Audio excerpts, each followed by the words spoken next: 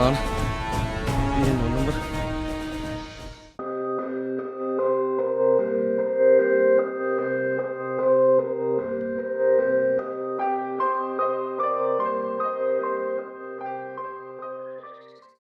Hello दोस्तों, welcome back to another episode of terror in Kashmir with me. आज की इस वीडियो में हम बात करने वाले हैं एक ऐसे सक्सेसफुल ऑपरेशन के बारे में जिसने पाकिस्तान को आधी रात में हिला कर रख दिया था।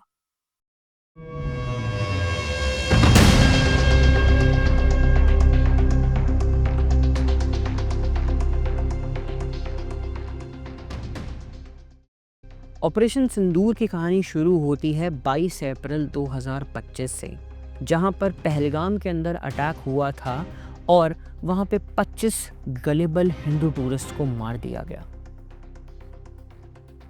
नरेंद्र मोदी जो हमारे प्राइम मिनिस्टर हैं, उनको ये बात बहुत बुरी लगी और उन्होंने प्रेस कॉन्फ्रेंस में ये बोला कि जितने भी लोग इस पहलगाम टेरर के अंदर इन्वॉल्व हैं उनको उनकी कल्पना से भी बदतर सज़ा दी जाएगी। एंड हम डेफिनेटली आपको ये बता दें कि जब 22 अप्रैल 2025 में जो पहलगाम के ऊपर अटैक हुआ था, उस अटैकर्स ने वाइफ्स और बच्चों को छोड़कर उनके हस्बैंड और फादर को मार दिया गया। और जब उन्होंने जितने भी सर्वाइवर्स थे, जब उन्होंने पूछा कि हमें क्यों छोड़ दिया, तो अटैकर्स बोलते जाओ जाके मोदी जी को बताना। इससे साफ साफ यही पता लगता है कि जितने भी अटैकर्स थे वो हिंदू गवर्नमेंट को सीधा चैलेंज कर रहे थे और इसी के कॉन्सिक्वेंसेस में इंडियन गवर्नमेंट ने कुछ ऐसे स्टेप्स उठाए जिससे उनके होश उड़ने वाले थे। सबसे पहले उन्होंने पाकिस्तान एम्बेसीज को रिज़ाइन करने के लिए कह दिया और पाकिस्तान वापस भेज दिया।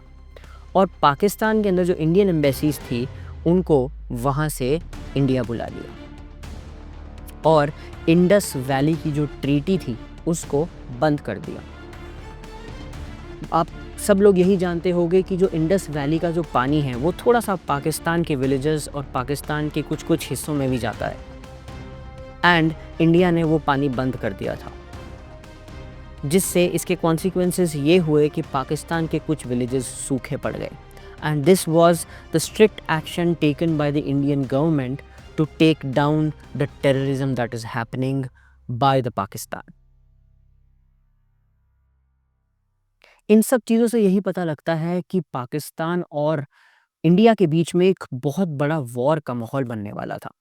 और 5 मई 2025 में हमारी इंडियन गवर्नमेंट ये ऐलान करती है कि हम अगले दिन यानी 6 मार्च 2025 में एक मॉक ड्रिल करेंगे, जिस मॉक ड्रिल में हम बताएंगे कि अगर वॉर का माहौल बनता है तो हमें क्या डू और क्या डोंट्स करने चाहिए। और आधी रात को अराउंड 1 से 1:30 बजे के करीब एयरफोर्स और कुछ स्पेशल फोर्सेस बहुत ही स्पेशली रिसर्च कर कुछ जगहों पर मिसाइल्स गिरा देती है।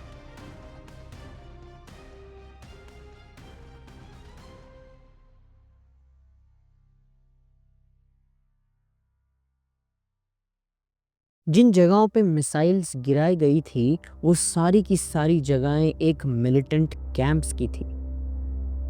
इंडियन एयरफोर्स और कुछ स्पेशल फोर्सेस ने इसको बहुत अच्छे से रिसर्च और स्टडी कर अपना ऑपरेशन सिंदूर सक्सेसफुल किया। लेकिन पाकिस्तान को इसके सिर्फ आफ्टरमाथ ही दिखे। उन्हें लगा कि हम भी इनके गलेबल विलेजर्स को मारकर वॉर चाहते हैं, जबकि इस ऑपरेशन ने ये साफ साफ दिखाया हुआ है कि हम कभी भी वॉर के साथ नहीं थे। हमारे टारगेट्स मिलिटेंट्स हैं और बॉर्डर के आसपास के जितने भी इसी टेररिज्म को हटाने के लिए हैं। लेकिन पाकिस्तान को ये बात कहाँ समझ आती, और इसलिए उनका बदला लेने के लिए पाकिस्तान ने पुंछ के अंदर अटैक कर दिया और इसी पुंछ के अटैक के अंदर उन्होंने फिर से इंडियन विलेजर्स को मारना शुरू कर दिया था। And this is how they started a war against India.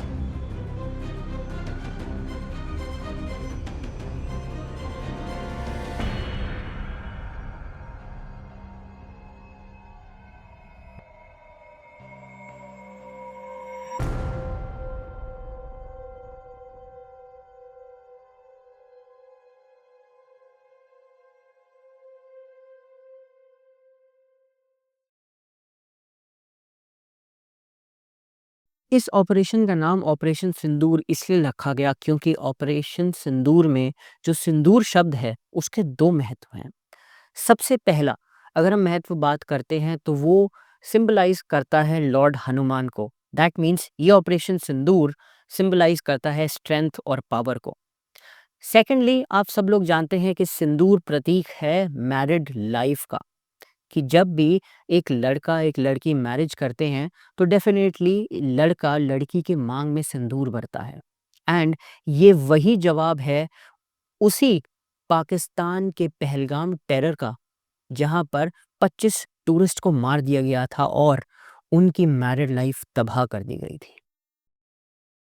We should be always thankful for our Indian Air Force, Indian Navy, Indian Army, जिन्होंने इन सब को मिलाकर पूरे ऑपरेशन सिंदूर को सक्सेसफुल बनाया।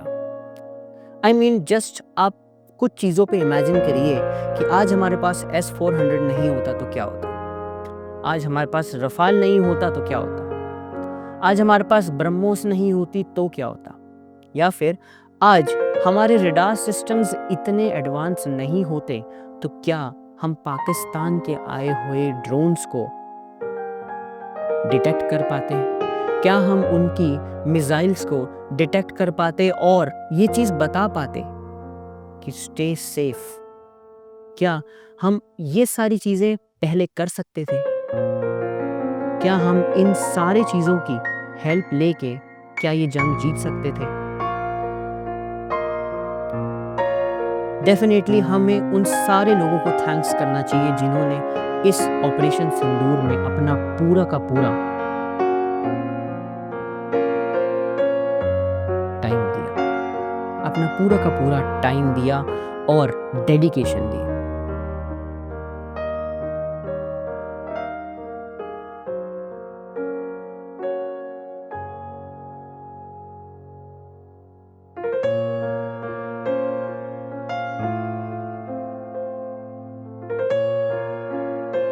वीडियो अच्छी लगी हो तो प्लीज़ लाइक करना, शेयर करना अपने दोस्तों के साथ। हम मिलते हैं आपसे एक और केस स्टडी के साथ में, एक और स्टोरी के साथ में। तब तक के लिए take care, stay safe and thank you so much everyone for watching me. जय हिंद।